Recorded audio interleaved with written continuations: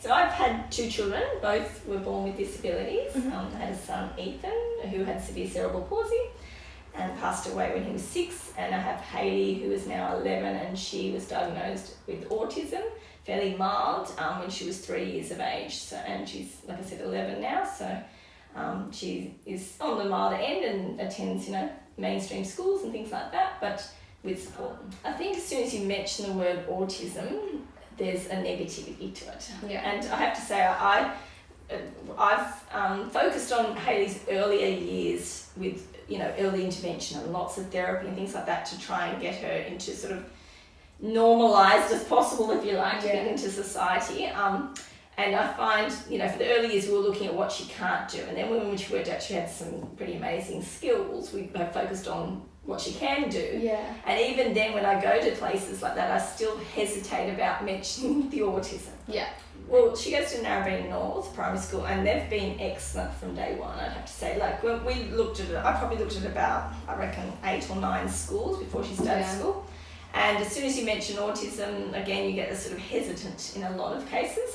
For example, Eleanor Heights, as soon as I mentioned that, I said, look, she's a bit of a runner, you do have gaits and things, and they're like, no, we couldn't cater for her, we couldn't cater for her straight away. Gosh. Straight away, they just sort of knocked us out and said no.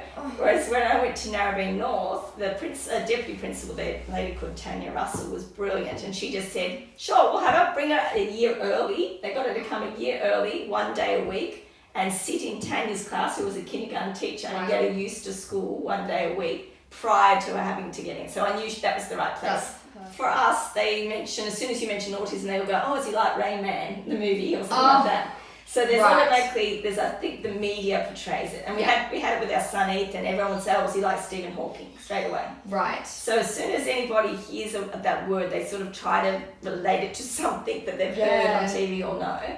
Because it's a mental thing, it's much harder for other people to understand it. Yeah. Like with Ethan, he was severely disabled, in a wheelchair, you could see what was wrong with him. Visually, you can, you look at Hayley, she looks perfectly normal. The positive attitudes, I'd say, people are blown away with her musicality and ability, and she blows me away with just, things she'll say. She'll say that, you read that book to me 6 years ago and it was on a Friday or something, you know what I mean? Oh my gosh. And you'll go, oh, was it? And you'll look back and yes, it was, or something. Or she'll remember this tiny thing you bought years ago, and she'll know exactly the moment it happened and what you had and even what you ate and all this sort of thing. Wow. And so those positive things, you go, oh wow, you've got this amazing brain. The negative, I think, the negative attitudes, it's harder actually as she gets older, I think. Yeah. Because you want her to fit in. She's not little, so she's quite tall for her age. And so little kids, with autism, will just go and grab a kid's doll out of their hands in the supermarket. It's okay when they're little. Yeah. Not so good when they're 11 doing it. Yeah. You don't want to give your child that label too, you know what I mean? Because you think they're going to be judged before they've walked in the door. And and that's part of the reason. I mean, Hayley's 11 and she actually doesn't know she has autism. Right. And that's not something that we've hidden from her. We just always felt that she would let us know. So we've tried to focus, and we did that with Ethan too, but we tried, at the beginning it was all about what she couldn't do, and now we're all about what she can do. Yeah. And when we have that discussion with her about the autism, it's going to be all about the positives that your brain has and what your brain can do that other kids can't do. I think it has to start in schools, I think. Yeah.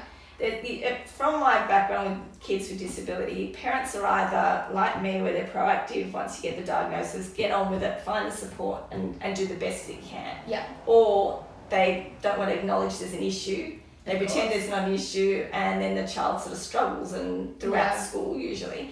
So I think it's got to start in schools. I think kids are quite good once they know why the kid's a little bit different. Yeah.